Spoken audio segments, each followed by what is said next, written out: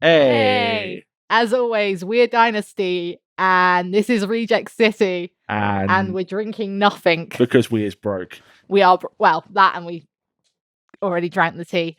So we were drinking tea. We've been looking over some of our hate comments, and there's some I want to bring to light because they're just hilarious. So that's, I guess, how we're going to start today. Let's start from... These are all out of order, so they might sound funny in different ways, but oh my god, there's so many. Jesus Christ. One of our favourites was, reminds me of that goth video where they put Christmas music over the weirdos dancing under the bridge. Yes. Very much so, yes. Yes. It's the Never Had Sex Pistols. Honey, I'm a whore. He is. Them kids who sat in the back of class and drew fire animals. First of all, what the fuck? Second of all, how is that an insult? Third of all, I wish. What in the CEX party is this? And I'm like, sorry, mate. You're the 101st person to comment this. You have missed the prize by one. Good luck for next time.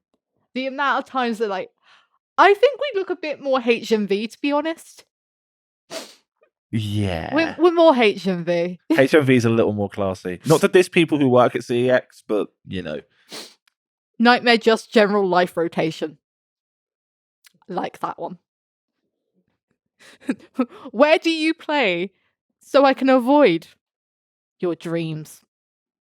That barely makes any sense. They went, where/when y'all play so I can avoid. So it's barely... It's barely coherent. Barely coherent. And I just comment your dreams. This is the worst thing I've seen this year so far, and I'm like, it's my best day so far. Then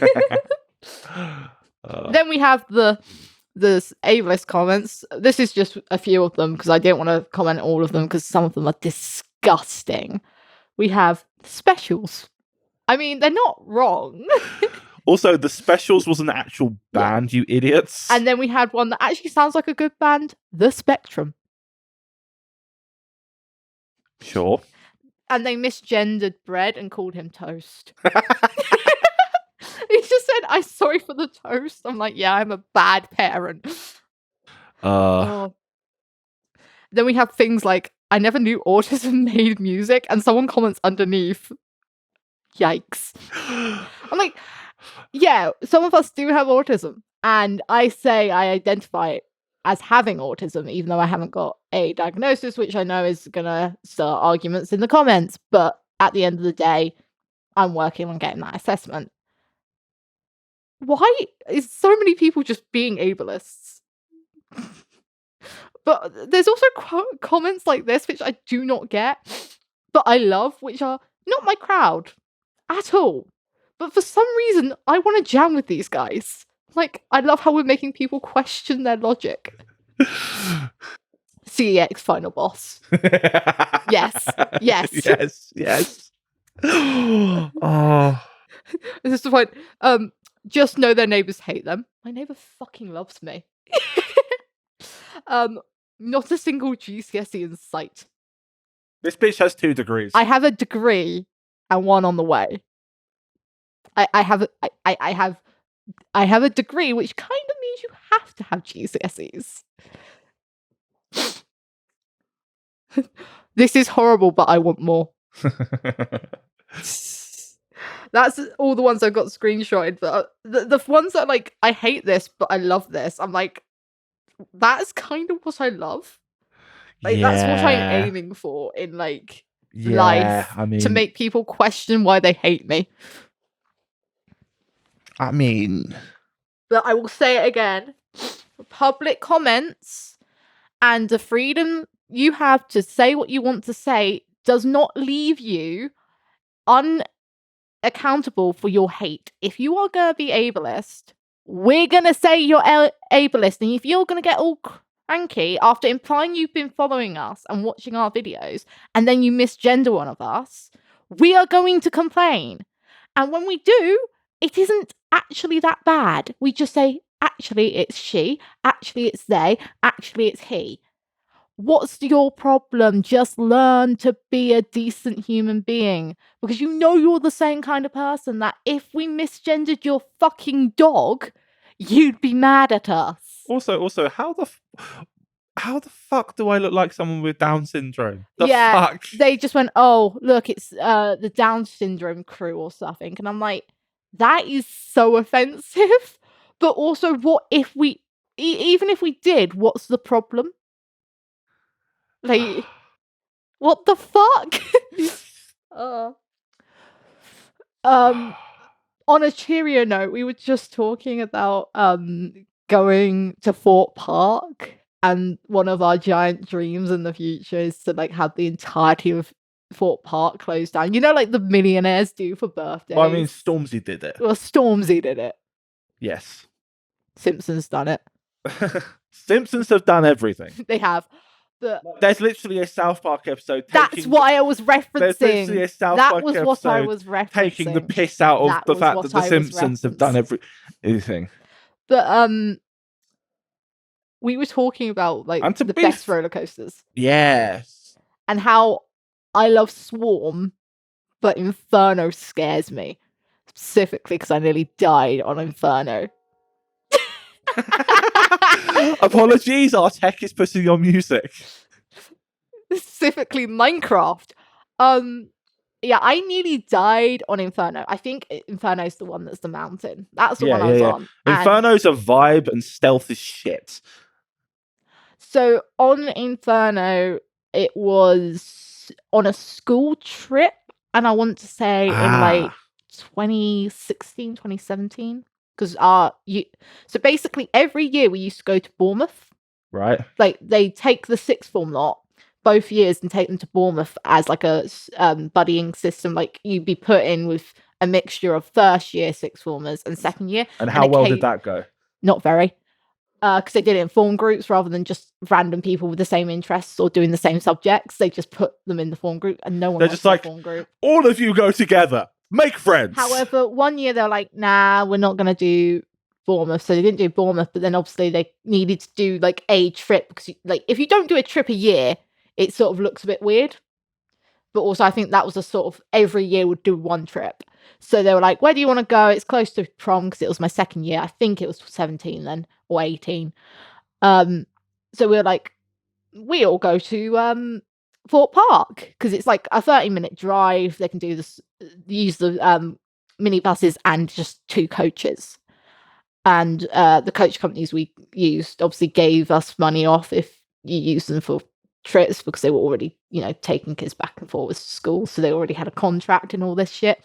That's the only reason I can assume this happened. So we go, and I swear it was on this school trip this happened. It might have happened the time I went before it or after it, but I know I was like an adult basically because I'm pretty sure I had a drink before it legally. So we're in the queue, we get on, and I'm like a neat freak when it comes to getting on the roller coaster. I'm completely fine if they check it, but sometimes they don't, or they just put their hand on it and don't properly check. And this time the guy checks my mate, does a loop around, and then on the second loop he literally just puts his hand on mine. And I swear, because this, I don't know if I see where this is going. But little ends, yeah, sorry. But on Inferno, it's a chest support one, and then a little seatbelt underneath, and he presses it, and I hear like the seatbelt underneath rattle a bit in like a way like, oh, something sounds loose. And the chest bit raised a little bit, so it like loosened itself. It was still locked in place, but it loosened like by an inch or so. But I was a little bit thinner than I am now, if not the same size. And I was like, I'm slipping. I can feel there's a lot of movement. So the ride starts. It's okay for the first 2 seconds. Right. The seatbelt unclips. Right. Now I'm like, okay, logically speaking, the seatbelt's just there to add a little bit more. However, the chest support, after it unclipped, moved about another inch, and I slid in the seat a bit. So I was petrified. Obviously, I didn't fall out because I'm here today and I have all my limbs and I'm alive and I'm not scarred or suing Fort Park. So we come in and like the worst bit was because there was 2 carts, I think, on the track at the time. The first one came in, so there was a point where I was like just sat dangling because obviously you're waiting for the cart to leave and then you go in. That's one of the worst parts. Then it got to the point where I'm sat and waiting for the thing to come up. Everyone else's lifts up. Mine doesn't. So I'm like, shit, they're going to make me go again on a faulty seat. Finally, I'm like freaking out and like I wave someone over, like, can you get it up? He gets it up. I'm like, I just want to tell you the seatbelt failed. And I see them put a kid in it, tug on the seatbelt a few times and let it go. Oh. And oh my God, I've been on Colossus, I think, twice since then or once since then. Not Colossus, Inferno. I still hate it because it still feels janky to me. And I don't think that one's actually ever had an accident on it. No. But, oh, I hate it. Like, Saw I love. Swarm I love. I love the ones that, like, spin you around and nearly fling you out. Love it. I cannot do Inferno, and it's, like, one of the lowest, like, level ones. It's, like, medium. But, actually, no, I'm convinced it was the last time I went. And then the second, last year, we got onto Saw. So I'm like, I haven't been on a roller coaster since I basically died on one.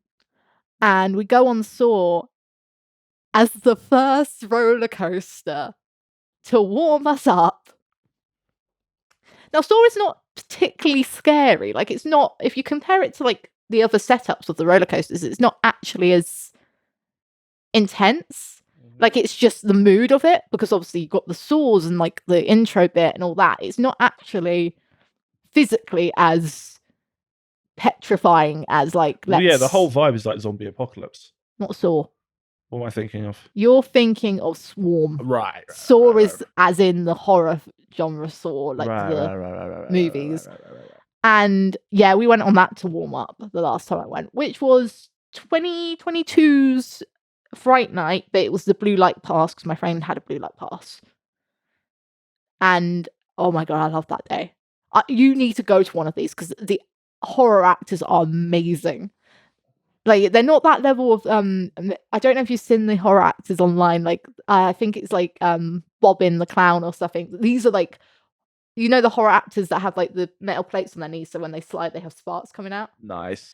That kind of shit. They're not that level, but these guys were amazing. Like, they had like, there was a part where I didn't quite get, which was like this vampires versus werewolf high school thing.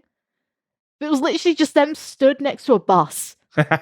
Like, I don't get it. Like, we might have just not been there for the actual performance, but it was literally just like a horror party for kids. And I'm like, who's taking their kids to a horror party? Like, most of the attractions you couldn't go on unless you were 18 because they were physically touching you.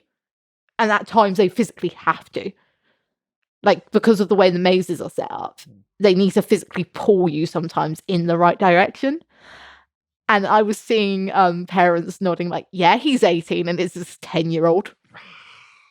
But obviously, they do not care. Like, the actors aren't responsible. If the parents have said, like, yeah, they're 18, because they first sign a waiver before coming in, and then they tell them verbally that they're, I think it was 16 for most of them. And I think the ones with like, young kids, they were like, yeah, okay, we'll let them in. But, like, you're like, this kid is not 16 or 14. This is, like, a 5-year-old going into, like, a mill. They're gonna get fucking emotionally scarred from that. I got hit in the head with a hammer. So the last horror maze we went to, they had guys running around with like fake sledgehammers, but I'm convinced some of them were real and some of them were fake. And one of them clipped me on the ear, like enough to, you know, I don't know if you've ever like slammed your ear in something, but it stings for a while. Right. And it was like, this has been hit by something hard. Like, this is, if it was a foam hammer, it's still a hard fucking foam hammer. It bloody hurt. Right. Basically, I get near-death experiences at Fort Park and go back and smile. Sounds about right. I also wanted to get a video of me screeching, so my however, when I tried to take a breath, to do it, there'd be another horror actor that would like come up to me, which would distract me and make me jump, so I couldn't get the screech out. Even though I really wanted to do it because I just wanted to see their reaction. Although I did go up to one of like the weird scarecrows last year and just go, "You look like my mother on a good day." And he paused. He just looked at me and was like, I also occasionally you can make them drop character if you go, "Nice mask," and just smile at them. Because I had one that just went. There was also the best ones are when you think, okay, there's tons of scarecrows, but some of them are physical scarecrows and some of them are actual people. Yeah. And there was one on a corner. I'm like, I'm not going to jump. I know you're real, mate. I know you're real. If you jump at me, I am going to scream, but I'm also going to be very pissed off at you. He jumped out at me. And I went, whoa, I knew you were real. It's like, the best thing is also because you can't quite tell if you're making eye contact with them or not. It's like an autistic dream because like their eyes aren't where they are. Sure. They aren't. Like with the masks and shit. I keep hitting the microphone. I'm so sorry. But, I love Thorpe Park. Yeah, Thorpe Park is a vibe. You want to go? I think we all should at some point. How many people though would it be? I think we should aim for 10. 10 people. That's at least 2 cars. Yeah, well. Or my car plus another 2 cars. That's. Well, I just suggested it. Like, I'm not saying we should do it. The last time I went to Thorpe Park with more than 3 people, 2 of them went missing, literally going to the toilet, and we were stood outside, and we literally had someone stood at both exits, and we still lost them. It was Callum, the tallest fucking one. We lost. It was Callum. Hey, it's just a suggestion. We can figure it out. We can figure it out like eventually. But yeah, I think the awkward part about planning any day out, yeah, is knowing that one of our mates is definitely going to get lost. which Louis. Yeah, I was gonna say it's always Louis. It's always Louis. I think we've mentioned it before, but Louis could be wearing high vis in the middle of broad daylight and go missing. Or more likely, just bright pink. Bright pink, feather boa. But you can potentially just follow the screams of middle-aged mums to find him. So true. Stop kicking my wire. Child. You're the child. We've established this. But yeah, follow the screams of middle-aged mums to find Louis. And if you want to find my dad, horny gays. Because it's ridiculous the amount of you fuckers that keep saying he's hot. Also, you're the one who brought it up. Yes, because I need you guys to understand that every time I'm with my mates, at least one of them goes, he's hot. I'm like, why? He's my dad. You're the one who... He's my dad. Boogie, woogie, woogie.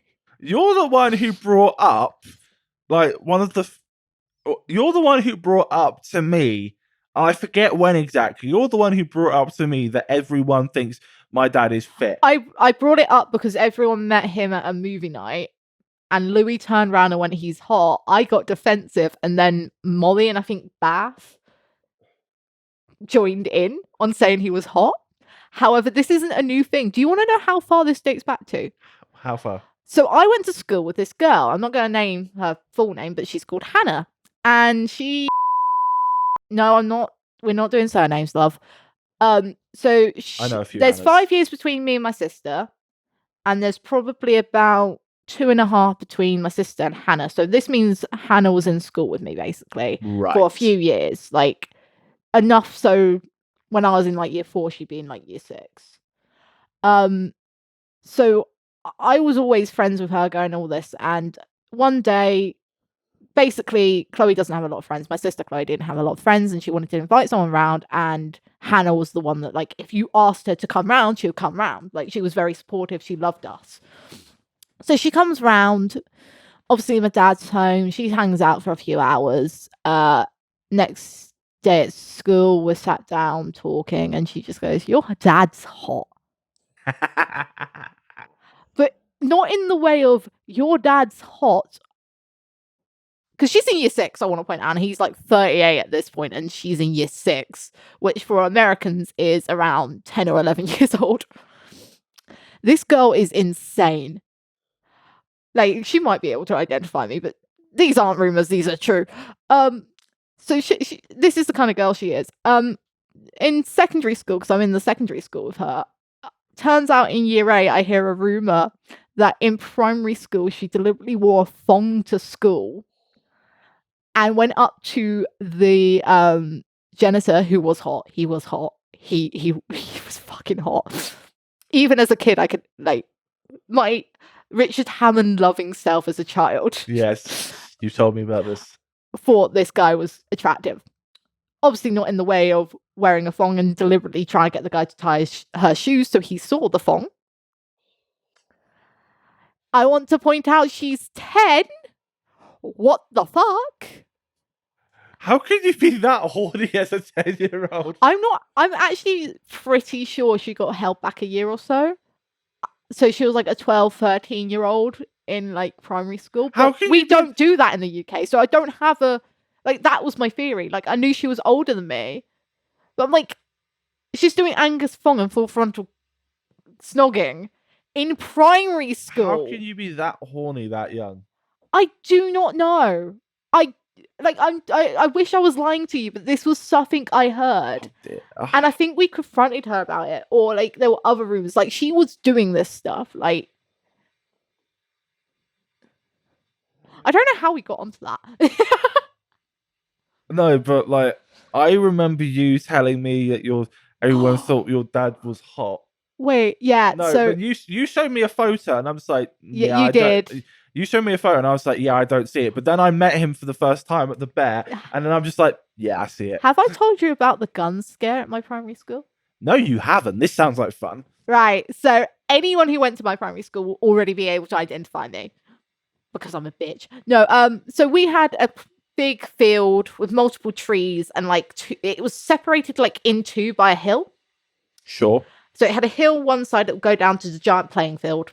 And then the other side of the hill, it sort of goes down into like a dip, which is like a bowl shape. And then it flattens off after a while. And then there's this little wooden bench thing that's a circle where people played like alligator and blindsman bluff and shit like that.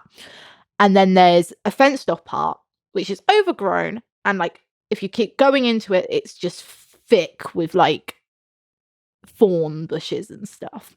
Now, the reason this was fenced off, by the rumor from multiple generations, is the school had an argument with the houses that led back onto the school about who actually owned that tiny bit of land. So we don't know who originally fenced it off, but it's on the school property, and all the fences like end at the back of it. So like there's fences, sure. Slight gap, thorn bush, brambles. And it got to the point where, like, because it was such a mysterious place, people would to join the local school gang, which was basically just, you know, dens, and we had like, they were houses. So we had the Dodgers, which were made up of anyone in the House Brunel.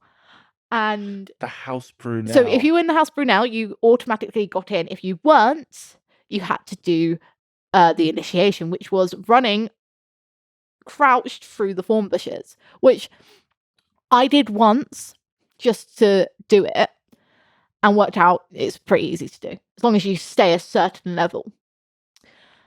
I had a friend who wanted in and wouldn't do the initiation, so I did it for them.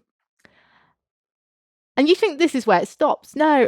So for years, people were just running about in this little area. Like, it would be about 5 kids each hour. Was there a dead guy in the bush? This is where it gets weird. So one playtime, everyone's playing on the field, and they suddenly shut down the tree area, and then above and beyond the hill. So you can only be on the playing pitch. Bit weird, but there's only 15 minutes left, so people are just playing, hanging out, climbing on the climbing frame, all get sent in. Midway through a lesson, someone comes in and takes out a set of twins. So there's these 2 twins, and I think they're in separate classrooms. Oh, no, they're in the same classroom. Take out the set of twins and then someone from the other classroom. So, you know, the year was split in 2. Yeah. and talk to them.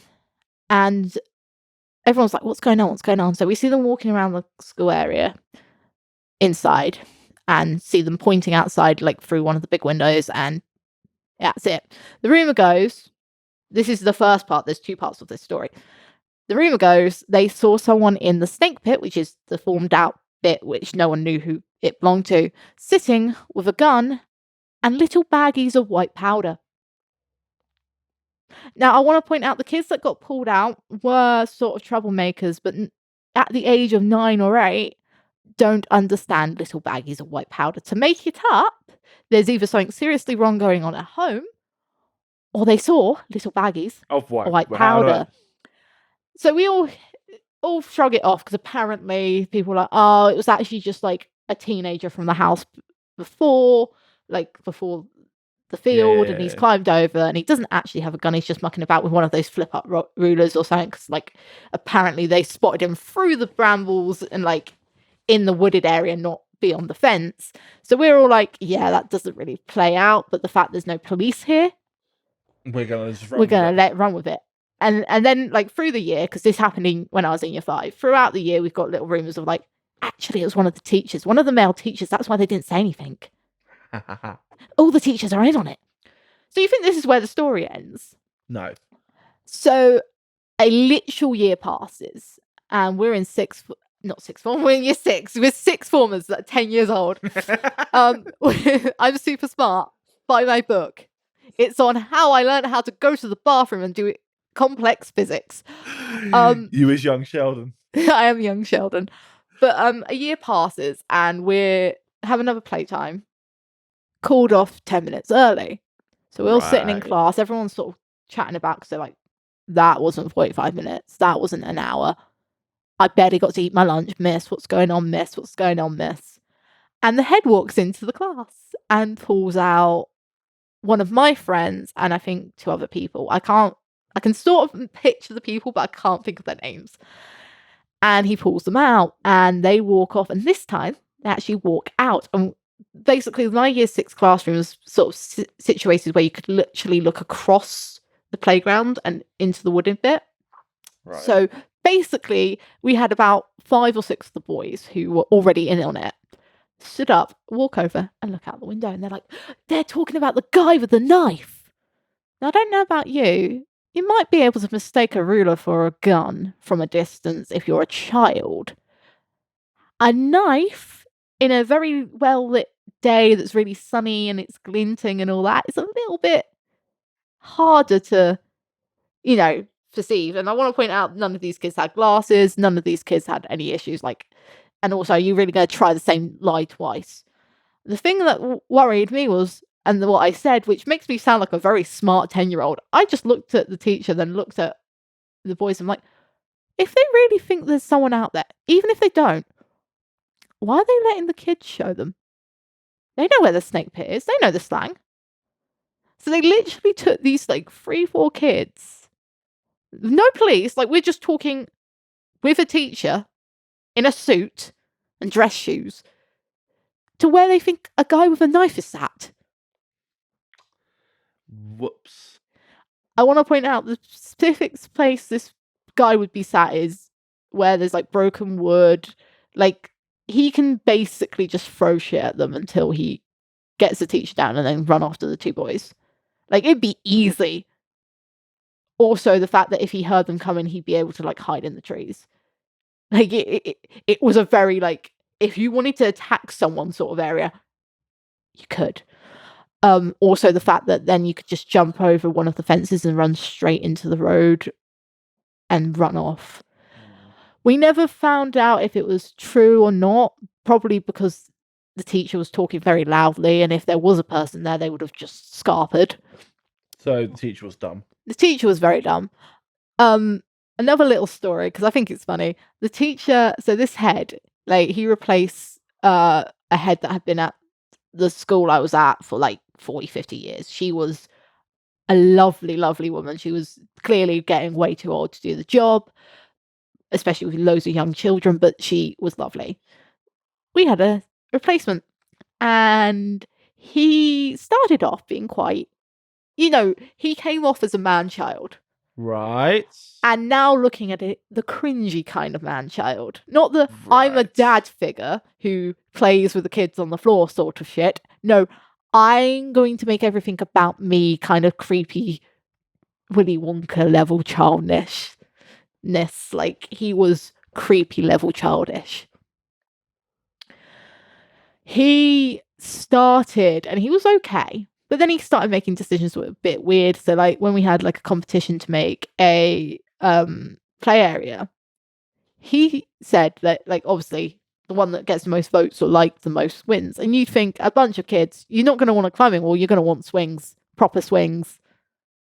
No, we got a climbing wall. And the climbing wall was supposed to be rainbow. No, it was just, like, rough wood. I got so many splinters on that climbing frame. So that was the first decision. Then it was the painting of the gazebo, and he just painted it like a ship because he wanted to do a fundraiser dressed up as Captain Jack Sparrow. Like, the full costume, which he clearly brought through the school budget because it was one of the ones worth like 200-300 quid. Like, everything, it had everything on it, like the proper wig and everything. Good quality costume. Turns out, after I left, he started doing like really extreme stuff. So I don't know if you know, but a lot of schools in the UK randomly brought like old double-decker buses and turned them into libraries or extra classrooms. So it was like I don't know if it was an initiative, but a lot of schools have done it. And the only reason I can see for doing it is instead of having like, the temporary library buildings that every school says is temporary, but stays there for 10 years. I think they use those double-deckers instead because they're like, oh, we can move it. Or, oh, you don't have to insure it the same way. Or, oh, it's cool, it's quirky. So he brought one of these and did it out, I think, as a climbing frame or like a house sort of thing. Like, it doesn't sound like it was a classroom, but I don't know because I haven't been in that primary school since I was in year 6. No, that's a lie. Last time I went there was to pick up a dyslexia assessment. So that was uni, 2019. So I didn't see a bus. However, I literally made it to the front office and that's about it. But turns out Mr. I'm not going to say his name, who was loving to his wife and cats, was cheating on her with someone from the secondary school I went to. Right. This causes him to be fired because obviously Naturally these two schools worked quite closely together. On top of that, I think most teachers got fired in and around that time if they were cheating, mainly because like he had told us he was getting married, he told us he's getting a baby, he told us about there's a baby apparently, cats, all this. Once you make your relationship like known to the kids and stuff, if you actually cheat, you can't really carry on to be the good kid like headmaster. So he got fired. So now I don't know who's in charge. I hope it's not the teacher that basically bullied me. But you didn't miss out on primary school. You went to you didn't go. No, I didn't. You didn't go to primary school. Well, I mean, Mum attempted, and I emphasize attempted to put me in primary school, but I was just like, yeah, no, fuck this. I want to go home. Primary school was shit. Oh wait, so you didn't do SATs? No. Jesus. So SATs makes no sense. Because basically your SAT scores will determine what kind of scores they will try and make you get in secondary school. So a test you do at 10 will determine what they think you should be getting mark-wise at 16. Like, my education vibe went like this. I was homeschooled from like the years of, I want to say 4 till when I started. It's when I started. So like last year of nursery to when I like started secondary school proper. Then I bounced around at least 7 secondary schools, one of which is the one I went to. One of which is Cox. One of which is the one you. One of which is the one you went to. And then I was eventually thrown into. Can't say the name, can I? No, you can't because they'll find you. Yeah. They'll find you. They'll kill you, and yell at you about taking their daughter. and then I eventually ended up in a special school. I nearly ended up in a special school literally outside of my school. Yeah. Yeah, then I eventually ended up in a special school, and like, oh, okay. When they put you in it, did they actually describe it as a special school? Because I was threatened in primary school with, you might have to go to special school. That's how they said it to me and my parents. Patronizing beyond doubt. Oh no, they didn't describe it as a special school, but I figured it out pretty quickly. Oh yeah, like. Oh no! I remember. I've effectively been diagnosed with autism twice. Yeah. I was diagnosed when I was younger, but I remember being like maybe 11, 12, 13, I don't know. I was quite young. I'm not diagnosed, but people who are actually psychologists and my friends and people who other people who have studied autism have looked at me and gone, yeah. But no, I just remember mum, dickhead, mum, dickhead, either side of me, and I'm in the middle. Oh, yeah, you're always in the middle. You're always in and I'm in the middle, and it's just like Miss Richards, the head teacher, who was a very sweet woman, turns to dickhead and goes, because he complains about blah blah blah, acting up, blah blah blah, and she just turns to him and just goes, "Do you realise he has this, and this wrong with him?"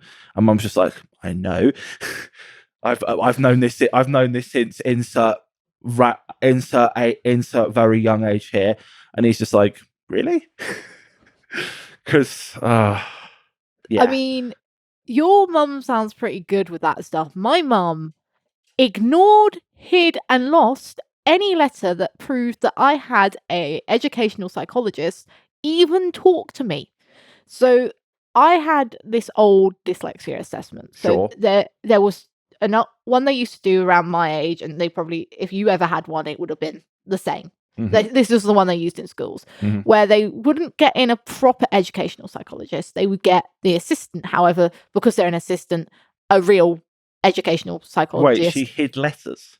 I'll get to that. Okay, fine. The real educational psychologist would actually have to look over it and be like, yes, the thing they've said is true. So I had a speech and language educational psychologist come in and all this. I don't know a lot of the information about it because my mum basically, whenever she got the letters, either hid them or got rid of them or whatever, and she claims that nothing ever happened, which is not possible because there is no way in hell, unless we're in the fucking 60s, your child is going to be allowed or even encouraged to see an educational psychologist or their assistant without permission.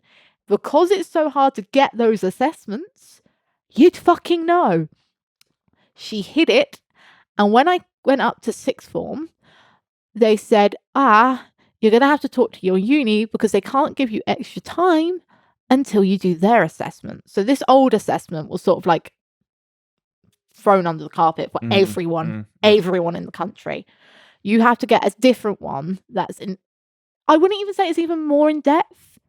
It's about the same, but because I guess basically the person who's doing it has a different educational level. Basically, that's what the difference is, because I remember it so well. So if anyone's had a dyslexia assessment, I hate tessellation. I can't tessellate for shit. That's one of the things they do. Word. They did spellings, they did reading. Tessellation. I can't read out loud unless I can't read out loud unless I've read it like 3 or 4 times in my head. So I rarely read out loud and I hate it. But basically I got my new assessment and they basically told me before it, if you do not, it's not pass it, but if you do not get the assessment, you may be charged. And this is like 300 quid. However, through the uni, they wouldn't charge you because it's like whatever. And after that, and then after a meeting all my mates I've got now, and like just before that too, I was like, I think I might be on the spectrum. So that's why I'm like, I self-identify because I haven't got a diagnosis yet. And the problem with trying to find that diagnosis is it's either going to cost me quite a lot or it's going to be a long wait. I'm probably going to have a talk with my GP and my uni and see if they can help me out, because there are things that I think hinder my learning because I either have autism or ADHD or something that's distracting me. Or both.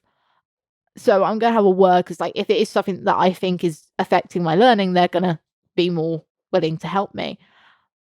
But Jesus Christ, if you don't have a parent that cares, especially if you get a diagnosis young, which is encouraged, really fucking encouraged, because it will help you a fucking lot. If you don't get that assessment young, because if you get an assessment young and then they upgrade the level of which the assessment has to be done to, you're more likely to get that one for free or through the NHS and faster. That's how it works.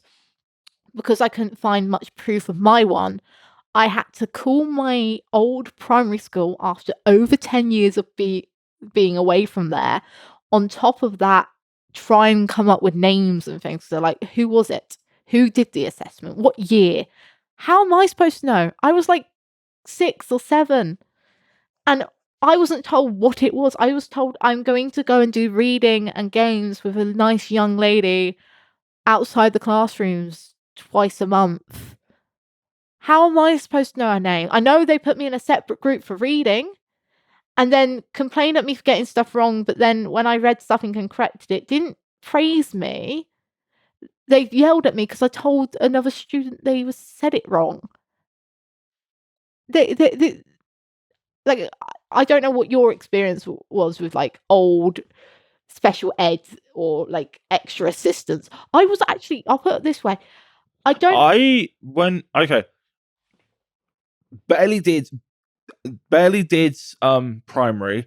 Secondary was a whole clusterfuck. When I started college, and this is when I actually gave a shit, they wouldn't let me do music straight away, so I ended up doing a dickhead move. They didn't let me do music straight away, so I ended up doing art for a year, which was reasonably okay.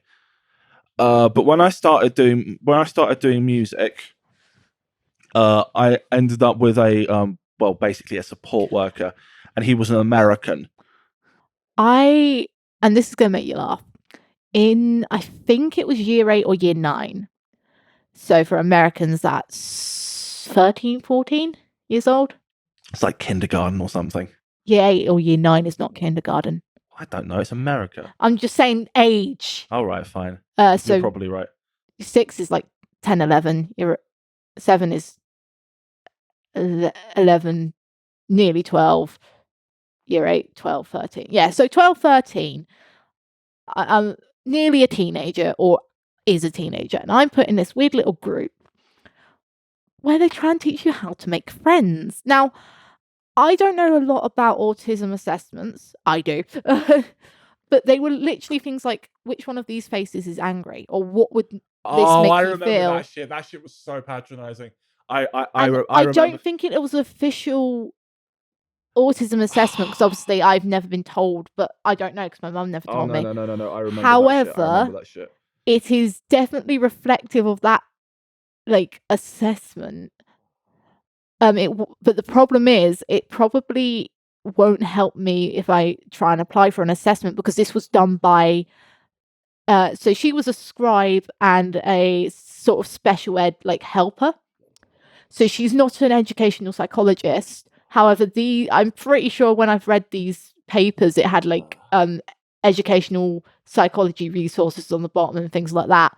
So I am pretty sure I had like my school's botched version of an ASD assessment. Sounds about right. And the problem is, if I had any proof of this, which I think has been thrown away, or my mum has, or the school's burnt or shredded, I could probably get a better chance of getting an assessment. But it only stood out to me after I did my dyslexia assessment, because I was like, oh, I've done this before. Wait, let's look up at ASD assessments. Or I saw some like clips of things like from movies and stuff, which I know is not 100% accurate, but they follow the same sort of, they're testing you on your social communication. So if I'm in a group with multiple people that have now been described to me by other people as autistic, and it's being like, hey, this is how you make a friend, this is what feelings are, this is that, that may be trying just to encourage people to make social decisions. But it came across as they said something about people who weren't developing socially enough. And I automatically assumed it was like, oh, we're not popular. However, one of the boys in this class was smart. He was pretty popular. He did things that were like, this is what, I don't know if you would class it as autistic, but he was like, well, my phone's pink, but it's cheaper. That's just thrifty. He's thrifty. He's like, also, I would say he was sort of autistic. He definitely has special interests. Everything he did or wore was always like the same. Obviously, I don't want to diagnose him, but people in that group came across as autistic. Yeah, one of my friends in it had autistic siblings. I have autistic siblings. I don't know if my sister was tested through the school because my mum won't tell me jack shit. But it's one of those things where I'm like, when I say I identify as autistic, case in point, I was put in a social skills learning group. I think it was called a social skills group. And I don't know to you if that sounds like an autistic assessment or helping autistic people. That sounds like that's okay. Question: when you had Ofsted come in, did they put you to one side? They did it in primary school, but that was because in primary school I already had like assisted help. Yeah. In secondary school, even the kids who had assisted help would have the assisted help in the lesson, and they wouldn't put you to the side because by that point, we're talking it's after 2012. If they're taking kids out of lessons and putting them to the side, if they're not, they try to get out the naughty kids. There were kids who were naughty and sent home. Yeah. And things like that. But we're talking like kids with disabilities. I also want to point out the way I was told I had dyslexia was in just before sixth form in GCSEs, when someone marked my work, gave it back to me by hand to me because I was off for a few days, I think, and they came to me and gave it to me.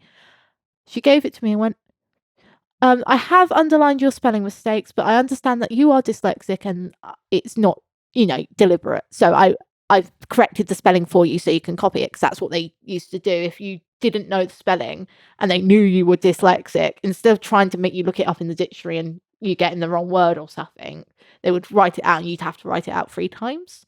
Which is a basic thing most schools do when learning spellings and things like that. And I was like, what? No, her words were, I did underline that I understand you have extra time, don't know what it's for. I'm like, I have extra time. And she's like, yeah, because you're dyslexic. And I'm like, what? What? Why nobody tell me this? What? I'm dyslexic? And she's like, you didn't know? No. So obviously then I told the teachers, and I was like, actually, yeah, I'm going to tell them now. Because none of them knew. She knew because she was the assistant head, and I'm assuming she accessed my files or something. I don't know. Because I think she was on the exam board too, so she probably could do that and stuff. But I didn't know. So I just thought I was seeing like other people because I was like below average intelligence. I wasn't. I just didn't learn the same way as other people. I thought I was in these different groups because I wasn't as popular or I was being bullied. Turns out, obviously, some of it was for dyslexia. Other bits are probably a botched ASD assessment. Or I don't know if before ASD became so big, because it is actually like the diagnosis is, and like the way people are talking about it has changed so much in the last few years. I don't know if back then they were just like not trying to actually have the label autistic, but socially struggling students or something. That's what I had. And it was scary. But now I'm thinking about it more. I'm like, I probably do have autism or some form of it, or on the spectrum, which I think pretty much everyone is on a spectrum of something. Because I heard someone say the other day, like, if neurotypical is no neurocystic, no differences in the brain, like if there's a set normal, anything that makes you think different or act different or react different means you're neurodivergent. Yes, that sounds about right. So that's why I say everyone is on the spectrum, because there is no set normal. There is a normal perception of like what band is acceptable of doing. So like if someone smiles at you, you smile back. But if you don't, you aren't seen as being in that band of acceptability. That's what makes you to others perceived as neurodivergent or different or non-normal, in quotations. Non-normal. So I'm like, if you put a child in a social skills study group, surely... Don't call me Shirley. Shirley. I keep bumping the microphone. But yeah, I know. Also, Aeroplane is a great movie. Can we just acknowledge that?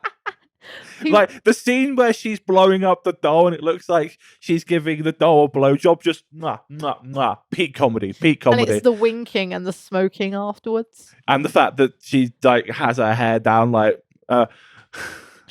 Oh, I do love Aeroplane. Aeroplane is a good movie. The second one's just as good. I probably watched it, but I can't remember much. The second one's just as good.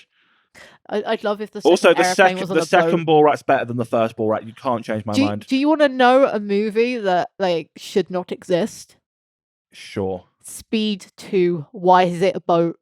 Why is it a boat? Why? Also, the percentage of a chance of you being on a bus that would blow up after going under 60 miles per hour, not very likely to happen, but could. You being then put on a boat that will blow up if it's not going 60 knots, I think it was, even though that's probably exaggerating. Sure. The percentage and chance you're going to be on that boat, so low. Why is it on a boat? Yeah, but movie logic. Boat. But movie... They could have done anything. They could have done a plane. Actually, no, it's probably after 9/11. I'm sick of these goddamn snakes on this goddamn plane. Talking about planes, I had my first flight. Oh yeah, I went on holiday. You want to talk about Iceland now, don't you? Probably should. Yeah, I went to Iceland and I saw the Northern Lights and met the King of Denmark. The rightful king. The rightful king of Denmark. He's a tour guide called Siggy. So that's his short name. I can't remember his full name, but technically it's probably Sigurd. No, it wasn't that. But I don't know if you know, but in Iceland there was a giant project because of like everyone in Iceland is an immigrant because there wasn't people living there until Vikings immigrated. Yes. So there was a giant project a few years ago where they collected literally everyone's in Iceland's DNA and then were like, you're this, and this part English, part Norwegian, da-da-da-da-da. It got to the point where, because everyone is nearly related, they created a dating app, which, if you put your phones together, would activate a siren if you're too closely related to stop you before anything would happen. No, yes, I know. That's a thing. I know about this. In Iceland, having casual sex is encouraged. It's encouraged, but now there's an app to avoid you having sex with your cousin. But they should have a version for that in Texas. However, whilst we're having this conversation, because this tour guide is amazing, so we're going through all these little fishing villages. It's a gorgeous, gorgeous route. And at the end, he's like, now I'm going to tell you a fact about me. And he goes on about how there was... So the king of Denmark has a son with a woman when he's just randomly going around Iceland. As you do. Or I think it was Norway or something. He just has a son. All the Nordic countries. And obviously refuses to... Acknowledge? Yeah, he refuses to acknowledge his son. The son then grows up, but wants to be close to the king. So he goes off and becomes like this general and high up in the army. They have a relationship as friends, but never as father and son. Story goes on. He then moves away after a while, gets married, has a few children, all daughters up until the point of 2 sons, which were about 28 years ago. One of these sons is Siggy. He says that his grandma told no one about this until a few years ago, and he's the oldest son. So technically speaking, he's the rightful king of Denmark. I want to say 28, but I might be wrong because I can't remember the full story. But he is the rightful king of Denmark. King of Denmark. Yeah, but you're going to get the old king. We're talking like hundreds of years ago king, or like 200 years ago. Oh no, the current monarch of Denmark they currently have a queen. But also, technically speaking, because the royal families are so closely knit throughout Europe, Siggy, the rightful king of Denmark, is technically Prince Charles's cousin. He is the cousin of the King of England. By DNA. By biology. As far as I'm concerned, Will should be king. Yeah, I'm not saying that. I'm just saying this guy on there who is a tour guide is technically the cousin of the King of England. Oh God, Please do not go and assassinate Siggy. He is a great stand-up guy. He gave me free chocolate. Yeah, that chocolate you brought back was lovely. That wasn't the chocolate he gave me. Basically, in Iceland, they had this weird chocolate that it's like toffee and bits of licorice and then covered in chocolate. I hate licorice, but this was amazing. It was like the so chewy, but amazing. Margaret II of Denmark. That's not his grandma, I want to point out. That would be his sister? No, so what I'm saying is his grandma is the last daughter of the bastard. Right. However, the king didn't actually have any more kids. So the bastard's children should have got the throne. However, So there's been a few generations, all women, up until these two sons. So they would have got the throne. However, they haven't because obviously... Well, but if you're a bastard, you're illegitimate, therefore you're not in the line of succession. But the way it works is unless you don't have any other heirs, the bastard can be the heir if you acknowledge them. But the king didn't acknowledge them. However, the way monarchy works now, he has a claim to the throne. And because he has more of a claim because he's a direct descendant, unlike the person who's on the throne now, who's probably like a third cousin or someone from the royal family in Europe, he has more of a right because he is a direct descendant of a king rather than just a relative somewhere else. Yeah. I mean, does he want to be the king of Denmark? He doesn't want to get assassinated, but technically speaking, via DNA, because he's proven it, because they've proven it with DNA, he is the rightful king, and he is related to our king. So what? He's casually just a tour guide, a bloody good one at that. So what? He could just rock up to the royal palace in Denmark and be like... That's not how it works. I think there has been those sort of events before, but there'd be a lot of court proceedings. Like, he couldn't just take the throne. The most likely thing to happen would be he'd be paid off or assassinated. Don't kill Siggy. Siggy is our friend. Siggy is a friend of mine. Yeah. I've got like a little selfie of him and everything, that guy that I sent. Yeah, I know, I saw it. He's adorable. And apparently he gets asked for selfies all the time. I mean, who wouldn't? Who wouldn't get a selfie with a king? I don't know, but he is literally king. Ragnar Lothbrok in real life. But yeah. I mean, he took us to the Goth church. I know, I saw that. It turns out, like, in when Iceland was being turned from a pagan country or a country worshipping the old gods, the like Thor and all those sort of gods, there became Christian competitions. So the town with like the nicest church would win. And obviously, the more people that come to the church, the more money you get. So to have a good church would be a good thing. And there's this random black church, painted black, I think. They explained it, I can't remember why, but it's pitch black. Gorgeous church in the middle of nowhere with a giant mountain. I think it's Hecla in the back, and it's stunning. But the problem with this church is no one put any gravel down. So I have a picture of the church, and a random girl in mid-fall before she slams her head into the ice. Ooh. It was this one day tour was, oh my god. It is Iceland. It was ice on land. It was so slippy. No, is that where they get the name from? Actually, it kind of is. So there's like a weird story of like the first settler saw the ice and just went Iceland, like the glacier. But also because they thought most of the time, or all of the time, Iceland would be covered in snow and like there's no green. But obviously they're wrong. Yeah, green. But it's a lovely, lovely country where sheep outnumber people. Yeah, you want a holiday home out there. I want a holiday home out there. I want an actual home out there too. Like, forget the holiday part. I want to live there. You want to live in Iceland? They're so green too. They're so green. Like, they have an abundance of energy. So energy there is nearly free.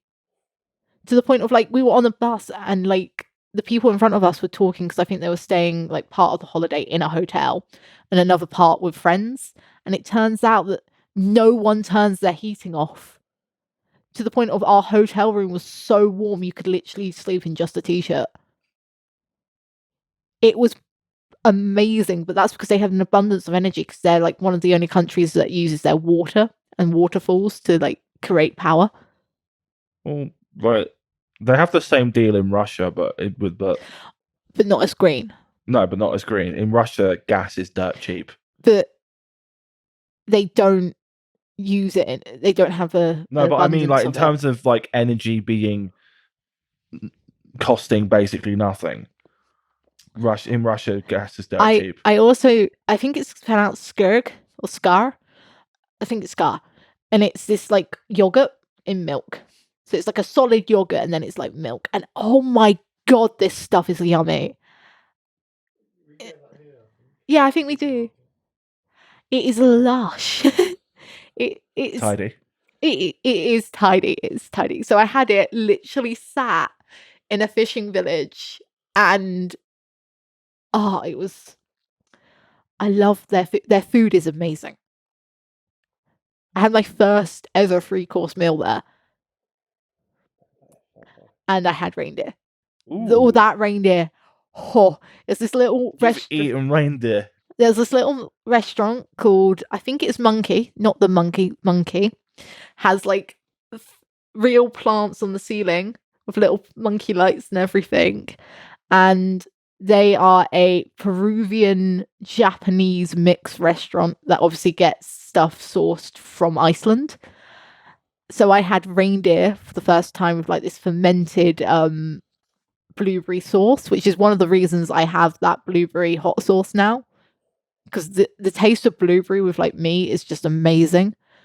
And me and Callum literally went, fuck it, I'm leaving 1,000 krona tip.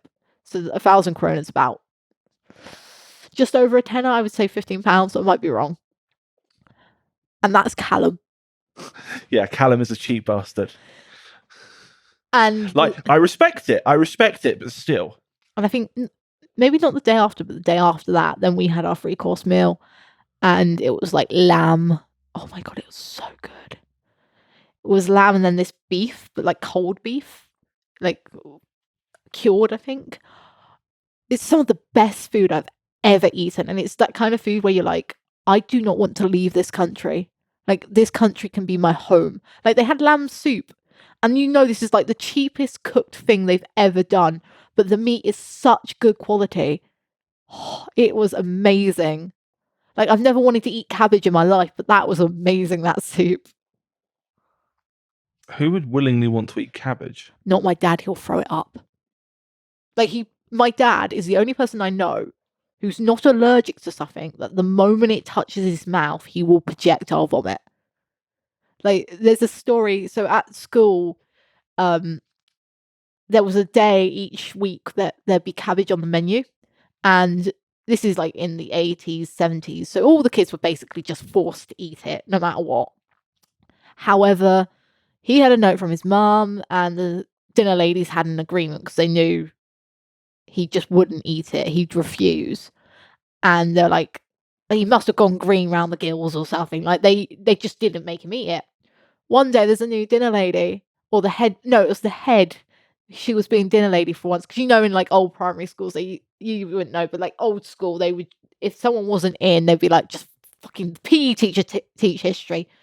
I don't care, you don't know. Just so Henry VIII had 8 wives, 6 wives.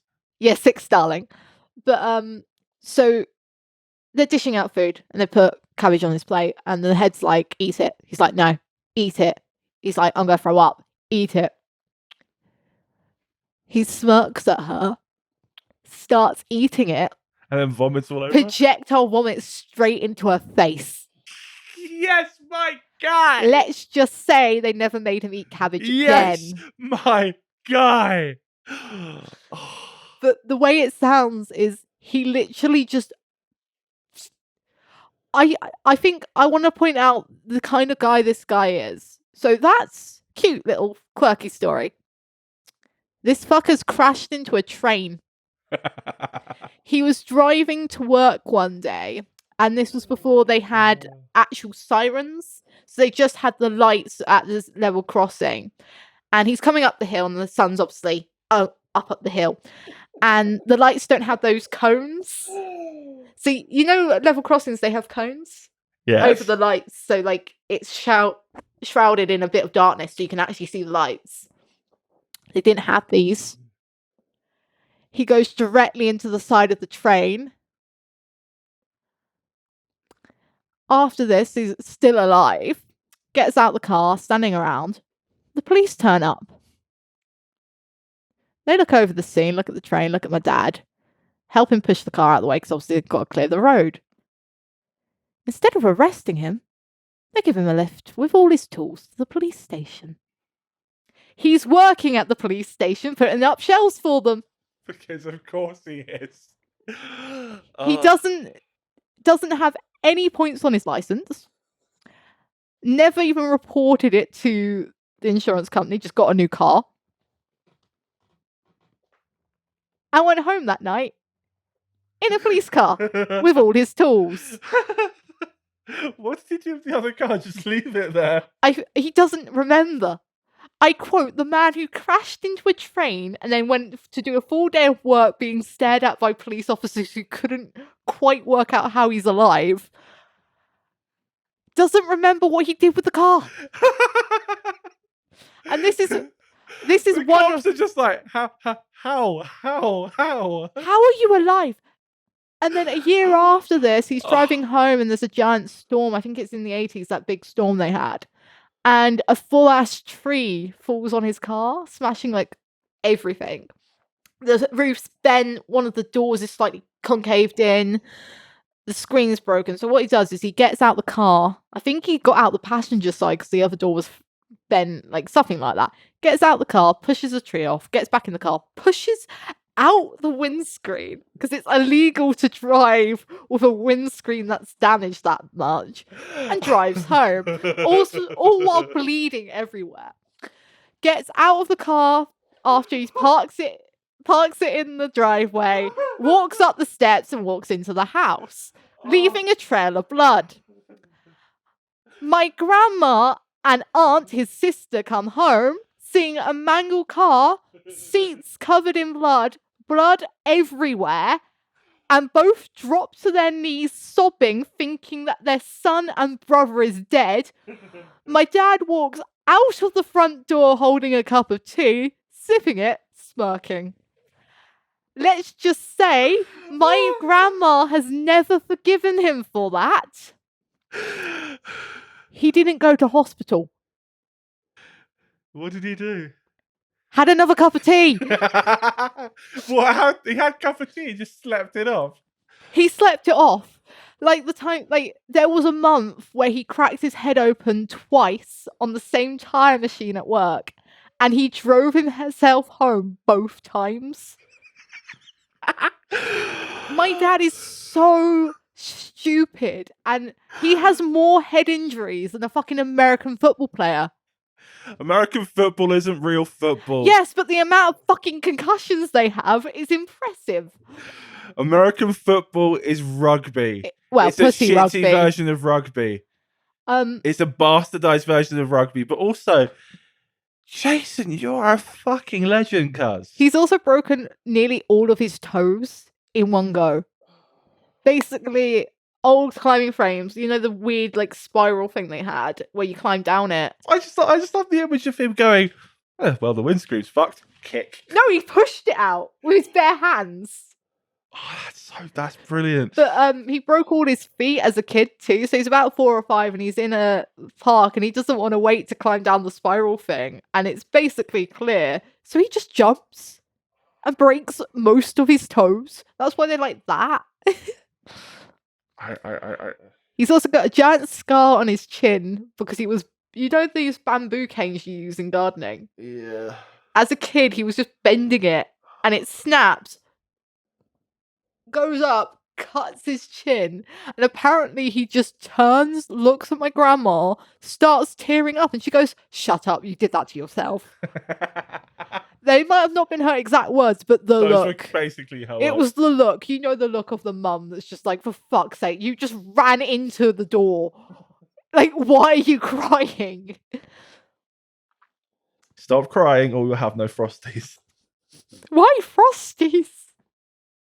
Because they're slightly more sugary than cornflakes? Or do you just want to fuck Tony the Tiger? Why would I want to fuck Tony the Tiger? If I had to fuck an anthropomorphic animal, it's going to be Tony the Tiger. Not Snap, Crackle and Pop. Promorphic as in an animal. That's bestiality. Like, I'm not going to fuck the Cocoa Pops monkey.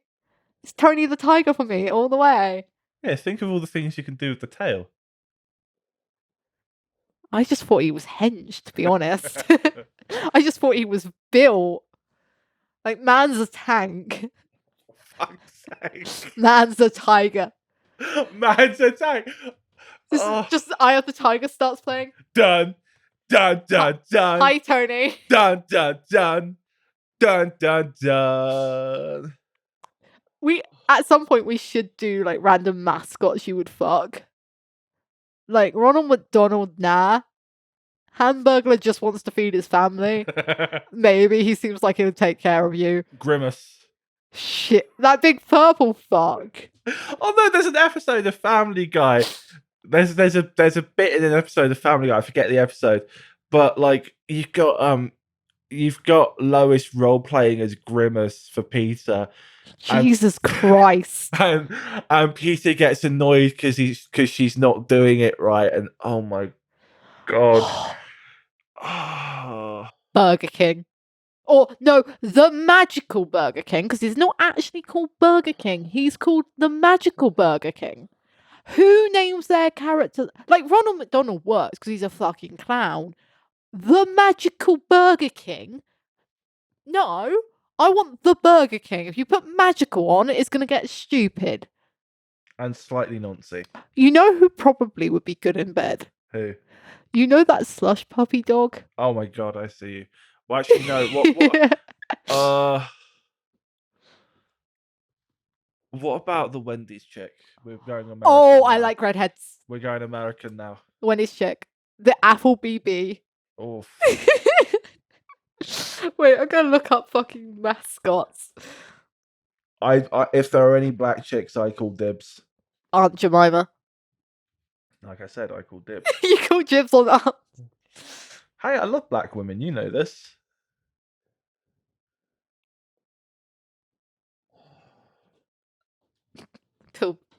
What about the fucking Kool-Aid man?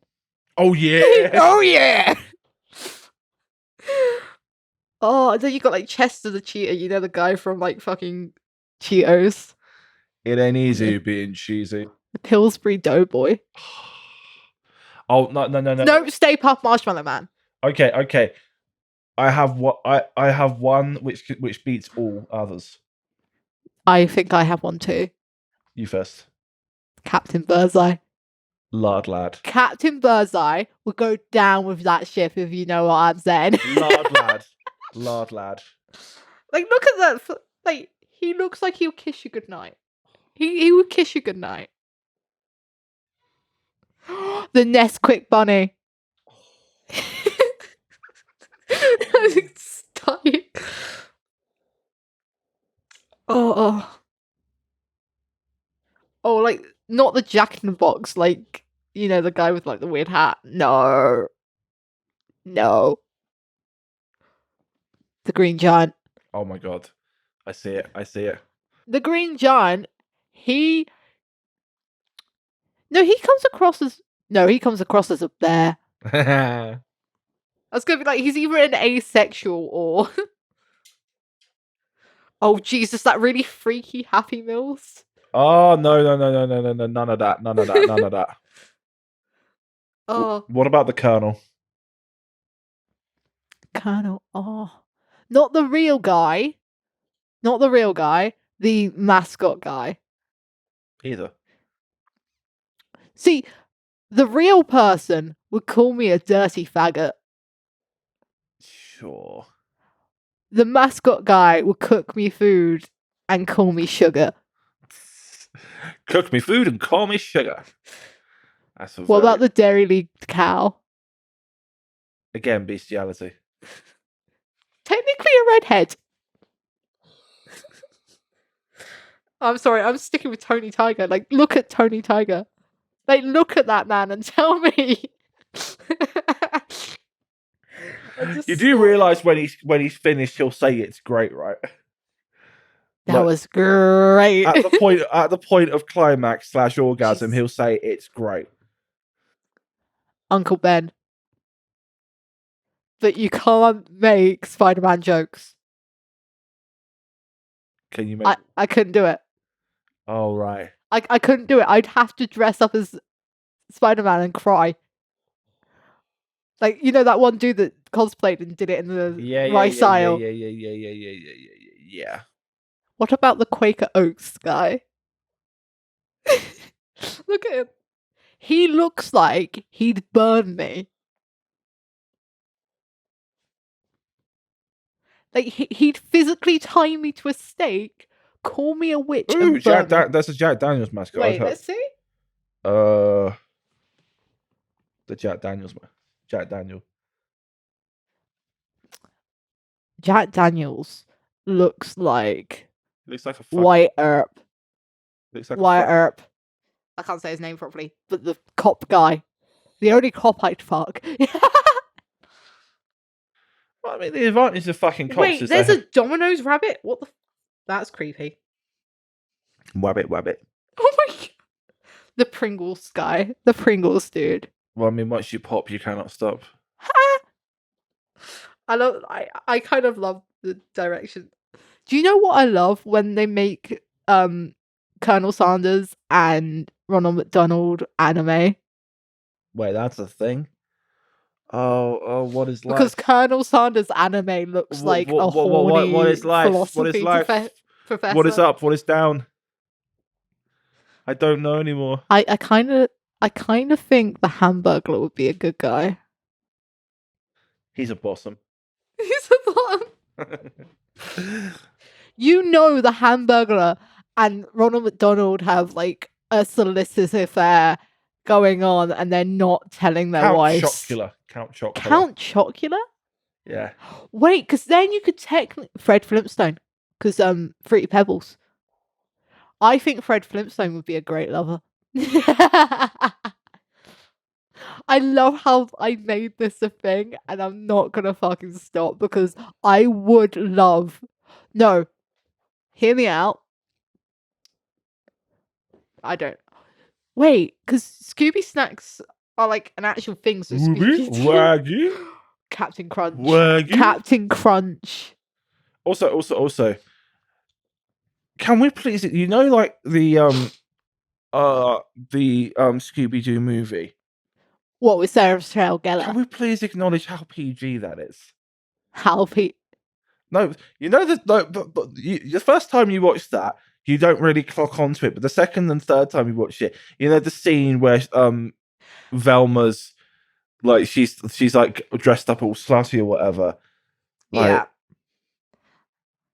I mean, like, to be fair, there's an episode of The Simpsons where they all go to Coachella and Marge is doing mushrooms. But you don't clock onto that either when you're younger. Also, did you know there was actually originally 4 brothers in the Snap, Crackle, and Pop thing? There was another one. I can't. Pow, that's it. Pow.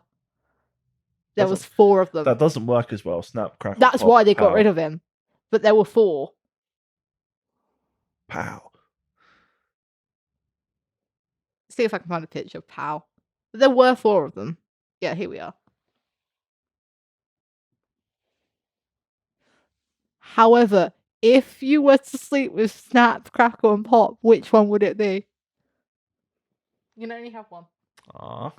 Because they're brothers, you twat. Fine, I'll go one at a time.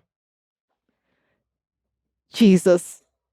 Also, are they like supposed to be like pixies or something? Or elves? I think they're supposed to be elves. Oh, I don't trust Crackle. I'm now thinking of another either Family Guy or American Dad sketch where it's just like, okay, it's agreed. We attack the Rice Krispie guys at dawn. Also, Crackle, I'm not gonna lie, I don't trust him. Like, Pop sounds like a standout guy, and Snap just looks like he's having fun, but Crackle looks like he's on crack. Yeah, I was waiting to see where that ended up. He looks like Crackle looks weird. And everyone's forgotten about Pow. Pow. Jesus, that's just creepy.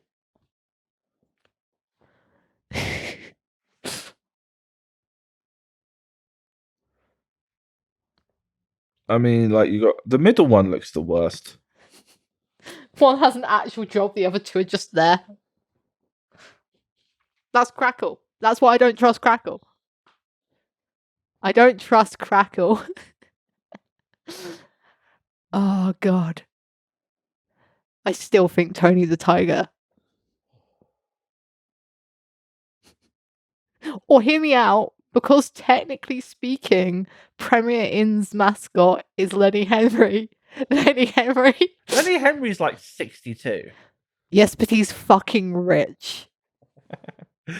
So you want Lenny Henry to be your sugar daddy? Lenny Henry can be my sugar daddy. Oh. Now I really... Wait. What's the chick who does all the cookery shows? Martha Stewart? No. Fanny Craddock? No. Aunt Bessie? No. Aunt Jemima? No. There's a lot of chicks doing a lot of cooking shows. Oh. Fucking hell. Although I would do Fanny Craddock. Fucking hell. She has some good cakes. Giggity. I keep bumping the fucking thing with my glasses. I'm literally gonna look up women cooking shows.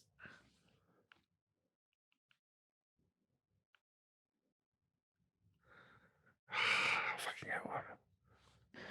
Who was your like weird female crush from like a cartoon? If you say Lola Rabbit.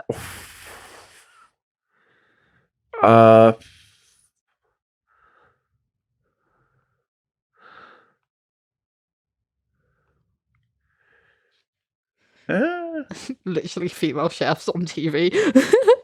and it's not Julia Child. No. They're still alive. And they're young. No, Paula Dean. I don't know. That's Ian. Give me. She's not on there. You don't know. Mine would probably be like Kim Wilde or something. Not Kim Wilde, that's a person. Kim Possible, even though I never watched it. That's a lie, I did.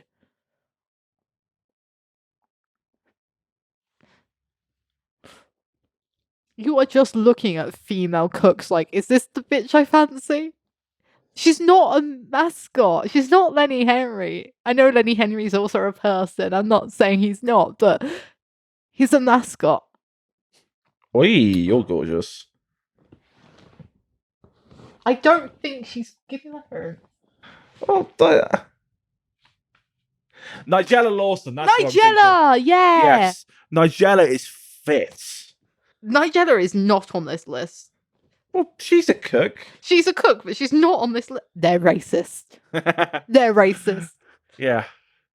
Yeah, like Nigella's I don't think it was going to be Florence Hanford, given that she's an Edwardian and probably only the first on TV. Yeah, Nigella's hot. Oh my god. I do love, like, old clips of Fanny Craddock. Fucking love them. Also, what kind of a name is Fanny Craddock? We are talking about someone from, like, the 60s. Your name literally has Fanny in it. Yes, but also the wide use of the word Fanny back then was both for the name purpose and it also meant bum, not the other thing. It did back then, like, we've only given that meaning quite recently. Fanny was actually a really good name back then. Details. Keith's sister was called Fanny and the person he fancied was also called Fanny. So he fancied quite a bit of Fanny. He liked a bit of Fanny, even though we all think he was gay for Brown. Yes, I know my Keats history. Fight me. Oh, here's a mascot. You know those weird, like, GCSE books with the, like, guy reading a book with sunglasses on? The guy on the GCSE books. Okay, to answer your previous question, did you ever watch Teen Titans? Yes. Okay, you know, like, the evil chick from Teen Titans. I forget her name. Raven. Yeah, Raven. Raven would be my weird animated crush. Yeah. Yeah, that's the guy. That's the guy.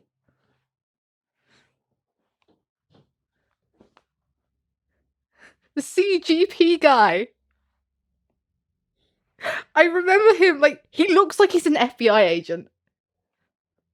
Stop, criminal scum. You have violated the law. Oh, that was a part of my childhood. That and Lyondale, which was this French computer room. I'm not kidding. It was a computer room in my school deliberately for French. Can I speak French? Can I speak French? Can I speak French? No. Do I want to? No. Will I? No. Oui, baguette. Is your pal Francis? It's pronounced Francais. No, hable l'English. I'm more French than you are. I'm glad. That's so British. I don't want to be French. No, but there's nothing more British than hating the French. It's not racist, it's just British culture. There's nothing more British than hating the French. Soggy chips by the seaside. Drinking more than 2 cups of tea a day. New Year's Eve, drinking Stella whilst eating custard. Going to the panto. Taking the complimentary little shampoos from a hotel. Okay, that's not a British thing. That they expect you to do that. Going to Spain, aka Benidorm, and wondering why they don't speak English. Telling people to go back to their own country in America. To be fair. I'm trying to think of other British things. Calling people cunts in an endearing way. You lovable cunt. You adorable twat. Saying twat and not twat. It is twat. There's an A, no O. Twat. Learn to spell. Learn to read. Goddamn Americans. Talking shit about Americans. It's not talking shit if it's true. True. It's reporting news. What else? Always moaning about the government, even if your guys are in charge. Complaining about the weather that you asked for last week. God, it's hot after saying it was too cold. Ooh, when you're older and bringing your own specific tea bags to like an in-law's house. Yes. It's a very specific one. PG tips all the way. Next question. I actually quite like Tesco's Red Label. It's quite nice. That's the one we have. Do you think it's shit? Are you going to tell Jason it's shit? He might ban you from the house. I'd say PG tips is still better. We are poor. Oh, you know, most British thing is when the tea companies randomly sell plushes with them. Oh, yes. Like the PG's monkey? It was a Yeah, monkey. Yeah, it was a monkey. Yeah, it's a monkey. The PG mascot's a monkey. Oh, no. Simon Pegg and Nick Frost movies. Knowing how to spot a roadman. What's there not to spot? Like No, but like it's very like. Oh no! When is a roadman and a chav? Yeah, it's usually the addition of a cross-body bag and one of those round speakers. The speaker, the body bag, the type of tracksuit. Oh, and the level of where it sags, because roadmen no longer do the weird sag thing. The type of tracksuit, the quality of tracksuit. And the stains on said tracksuit. And if the wife Susan has cancer, what I call council estate maroon, which is that red hair that everyone had in 2000 for some reason. Oh my god, yes. I had that. Oh my god, yes. Council state maroon. Council housing maroon even. Also, I feel like there's a video out there called Chav's Behaving Badly. If there is. Send it. Knowing at least one guy who's been institutionalized. Knowing a David. Knowing a David. I know two. And they're both Davids. Knowing what a David actually means. Because Americans, I don't really think have a proper David. Or what is it called? Fucking playing rugby like a true man. Yes, to quote Jeremy Clarkson, American football is like rugby, but it's played by men. Shouldn't that be the other way? You know what I mean. What I mean. Anyway. Like, being the country that is responsible for most of the rock bands in the entirety of human history. Hello. Simultaneously hating the royal family, but also absolutely loving the holidays they give us. Yes. Having the utmost respect and love for both our king and queen, Freddie Mercury and Lady Diana. Our sound guy has left the room. We can say whatever we want about him. Fuck you, Capaldi. No. Okay. I keep looking at the microphone. And No. This is the best one. This is the best one. Having fierce arguments on what order you put the cream and jam in. I raise you when to put the milk in a cup of tea and the correct amount of sugar as a milk and all that. You put the milk in after you take the tea bag out. And after the milk, after the sugar is evaporated. Evaporated. Go with no, that. It's not evaporated. It's I was gonna say congealed. That's not the right word. Absorbed. Yeah, mingled. You go tea bag, water. You go tea bag, water, milk. Take the tea bag. You put your sugar in first, though, right? No, I put my sugar in near the end. No. Right. So it doesn't matter if you put the sugar in before. Basically, sugar should go in either first with the tea bag, which is the best way to absorb it and get it nice and mingled, or you put it in after you take the tea bag out. If you put it in when you put the milk in, you end up with a tea that's too sweet. No, I go. As long as you don't put the milk in first, I won't have a giant argument. If you put the milk in first, you should be executed. Mother? You should be executed if you put the milk in first. Yes. She should. That should be we should bring the death penalty back, but only have it apply for that. Nothing else. Well, maybe rape and shit, but details. Now, cereal, milk in first or last? Last. Because The cereal, then the milk. Yeah, because otherwise, how much milk do you know you're going to need? Yeah, cereal, then milk. Yeah, cereal and milk. Like, I don't get the people who put the milk in first because it makes the cereal more soggy. Because it sits on top and then does that weird, like, squelchy thing. Also, I kind of agree with the people that microwave their cereal, but only if you like mixing it all in. Losing your virginity behind the back of a shed. That's very British. Very British. Sheds in general. Sheds in general are very British. But you're more British if your shed is falling to bits. You know what else is pretty British? What? A car with a door that's a different colour to the rest of them.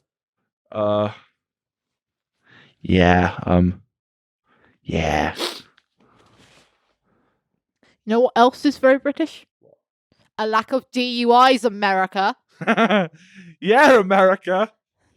You know what else is British? What? We don't have shooting ranges under our schools. America have schools with shooting ranges underneath them and above them and in them because they just shoot anything that moves in that country. Are we going to have problems when we finally go to America?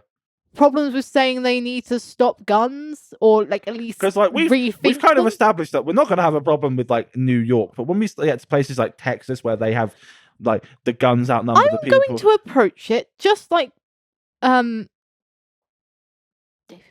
Bowie. I don't know why David Bowie's like name in my head just went, that's not right. It's because I know you can say it Bowie or Bowie, and he said it both ways. And he said it was both ways before anyone does some jack shit in the comments, learn your shit. He looked down a barrel of a gun in Texas because he was wearing a dress. And obviously, you know, he did that album shoot with the dresses and shit. The Man Who Sold the World, yes. He, just after that came out, did a gig or like a tour of America. And in Texas, he was walking around. I don't even think he was in a dress at the time, but he was in a dress. And this guy just puts like a 42 to his head. And he just looks at him and smiles. Obviously, he didn't get shot because this was like when did that album come out? 75. So yeah, 70s. So 75, 76. This was in. This is a guy in a dress, and he just smiles at a dude holding a gun to his head. Balls on that. Bowie. What? Also, like Sam Smith and Harry Styles. Stop ripping off Bowie, please. I'm gonna let Sam Smith go. Harry Styles is overrated. I'm sorry. No, because you know that Vogue cover he did? No, but he might be taking inspo, but I think... No, you know that Vogue cover he did? That Vogue cover he did. Yeah, but unholy, mate. At least he's... Like, Harry Styles is just... I don't want to say this, like... But I feel like he's just going with a craze, whereas Sam Smith, like, he's just doing what he's comfortable with. But I'm not going to get into the argument because I don't know jack shit about either of the two. And I don't really care. So Harry Styles, if you look at that Vogue cover he did, he basically... Harry Styles, yes. Sam it's basically Smith, no. the same vibe as the Man Who Sold the World cover because it's more or less a copy and paste deal. However, I don't hate recreations, but I don't know enough to comment on that, and I'm not going to look it up because I don't really care about Harry Styles. Neither do I. But the thing is, it's like the Ramones. If people do a Ramones photo shoot, you know, like the one with them lined up again. It's a Rick's Roll? That's their first album. That's off their first album. If people did a photo shoot like that, it's just because everyone does it. Sure. Copying is not necessarily a bad thing. However, it's Harry Styles, and I think anytime he does a copy, it's just... I don't particularly like One Direction and Harry Styles. I just think they're overrated. Well, like... You know who... I more or less agree. You know who I love at the moment? Who? I've always loved. Pink. Have you seen the shit she does at her fucking gigs and shit? She's flying through the air and still holding a fucking note. Like, if you want to perform live, you haven't performed live until you're flying through the air, spinning 15, 16 feet above the audience. Well, I mean, Kiss did it first, but Kiss is shit now. Yeah, but they weren't spinning around. They were like zip lines and shit. Yeah. Pink is... Oh, that's what I was saying the other day, like how Kiss's shoes I don't know if they've built them to help them with the zip lines, or they designed the zip lines around it. But I can't remember. Well, I mean, like their but they hook onto the zip line, so their shoes are an integral part of them doing zip line shit. Yeah, but like their stage shows evolved over time. Like they didn't. Oh they didn't have the zip lines. What I'm saying is, now I've seen it, I'm like, okay, horse girl. It's a horse girl move. Like they didn't start having like zip lines and shit until I think like around the Love Gun era, and Love Gun's their best album by far. Like, I'm sorry, but like, okay, here's the thing: I have a lot of respect for Gene Simmons because he's literally come from nothing. He's literally come from nothing. Like, literally. Ace Frehley is the cool one. Like, Ace Frehley's the cool one. Peter Criss is the one that got fucked the most. Peter Criss is the one who got fucked the most. Paul Stanley, and I say this as a prima donna frontman, Paul Stanley's just a fucking prick. I mean, Kiss is a weird one because, like, I love to love them, and like the moment there's any hate, and because like I know the makeup and the songs more than the history, and you know this. It's basically I know their history. You know their history, and I'm just there like, I'm just there like, how did they come up with it? Well, like, because you know you've got like, okay, the way they came up with their like makeup ideas was, how is each thing unique to me, sort of thing. Okay, because I didn't know the Starman was like the Starman. The way he came up with that was that I want to be a star, I want to be this, I want to be that. Gene's one was I feel like a demon all the time. Peter Criss's one was I feel like I have X lives, and fucking Ace just like sci-fi. I love that. I like space. Like I really want to meet Ace Frehley. I really want to meet Ace Frehley. Like he seems like such a cool guy. Because we're probably gonna have to have a conversation at some point, like what the look of our bands are gonna be. But I can guarantee we're all gonna look like we're going to different events, and I think that's gonna work. Yeah, sure.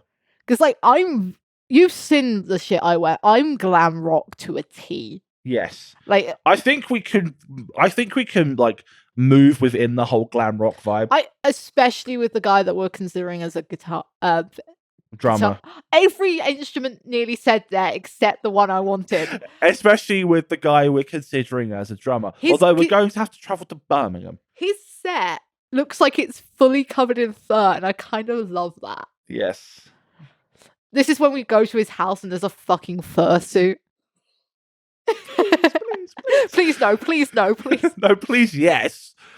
You want us to have a furry? Are we going to dress him up as Foxy? If he was a furry, that would just be perfect, because you've got Why? Because it would fit the vibe. No, it wouldn't. Baffy, you is Gremlin, I is like bisexual fabulousness. How does a furry complete that? Are you going to say like band pet? Maybe. I am not holding the collar of a fucking drummer whilst he pees. Okay? there are like I said I wanted to shag Tony Tiger, but I'm working in the metaphysical realm of like hypotheticals there. Yeah, but and I do not want a furry.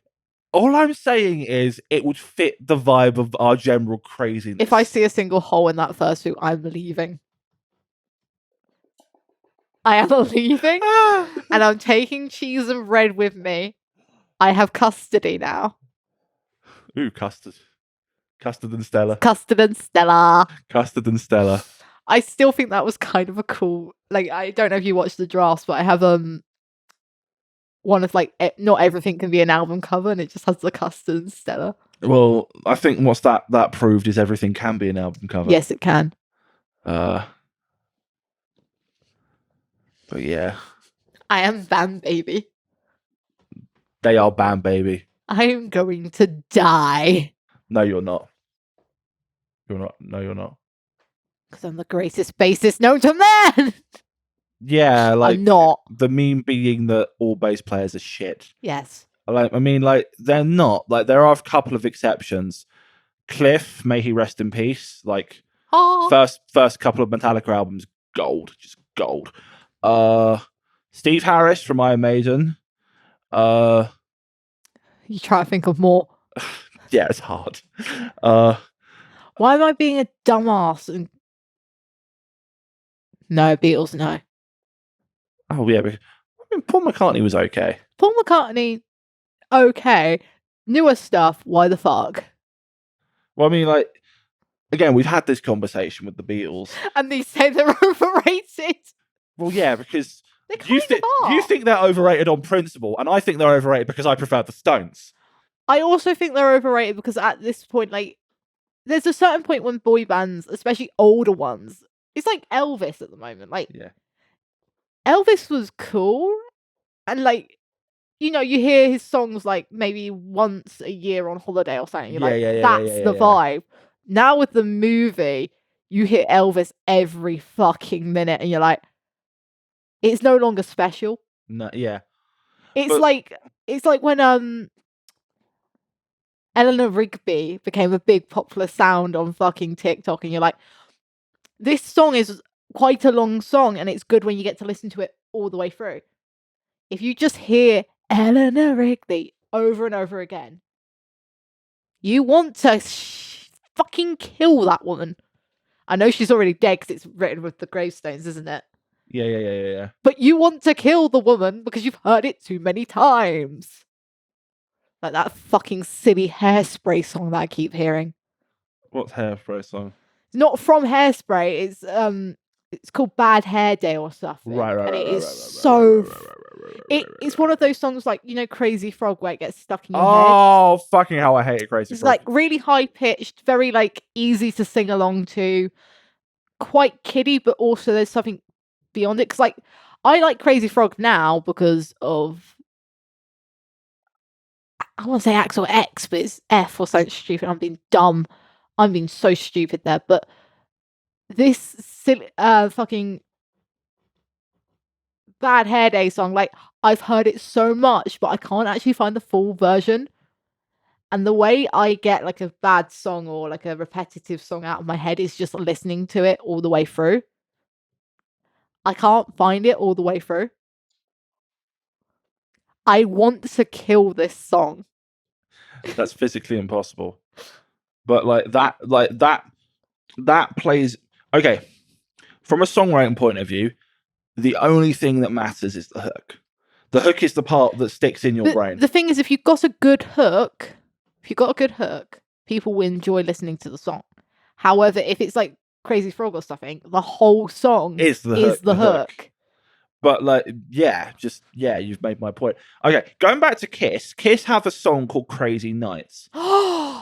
Oh, you know I love Crazy Nights. No, but that song is the perfect example of the only thing that matters is the hook. Because the hook is crazy, crazy, crazy, crazy nights. That's the hook. The chorus is a dog shit. Dog shit. The chorus is a dog shit. And we all know they're dog shit. However, hear me out. Highway to Hell, I wouldn't say it actually has a hook. I would say that whole song is kind of a hook. If you think about it, especially the intro. Actually, no, I'd say the pre-chorus works as the hook. Yeah, it's one of those weird ones where it's like, the beginning alone. Yeah. Is a weird one. Or like, Werewolf of London. Mm. Where it's like, you know, like story songs. So another one would be, I want to say, Old Bones by Dolly Parton, where the whole song is basically a story. Yes. So the difference between Werewolf of London and Old Bones has like, it's more talky, you know, like talky song. I know it sounds really stupid, but sure. Whereas Werewolf of London is actually sung. Mm. So it's not always about the hook. However, it does do quite well. Well, I mean, just in general terms. What is your opinion of the song that gets the most hate, Oh no, we were gonna do non-metal songs that metalheads love. Oh. Or bands or music in general. S Club. Johnny Cash. Johnny Cash is more of like, so you wouldn't hear that like at a metal concert at the beginning or, going into the arena before anything starts. Uh-huh. So that's what I'm thinking. Although Johnny Cash is one that like you would listen to chilling out on the train there or back or something. Yeah. I've always heard We Like to Party. Have you seen those videos of metalheads dancing with kids to We Like to Party? Or I love Aqua.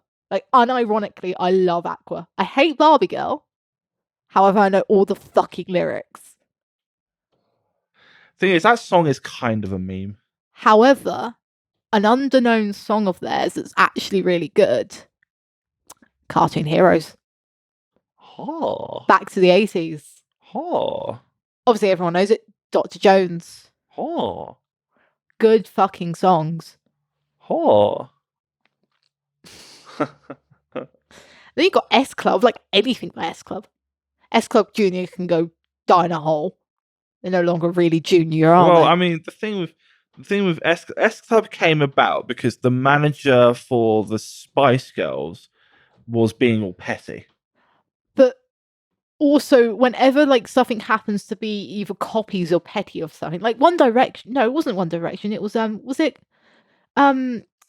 Little Mix was actually a mix of contestants, wasn't it? It wasn't. Yeah.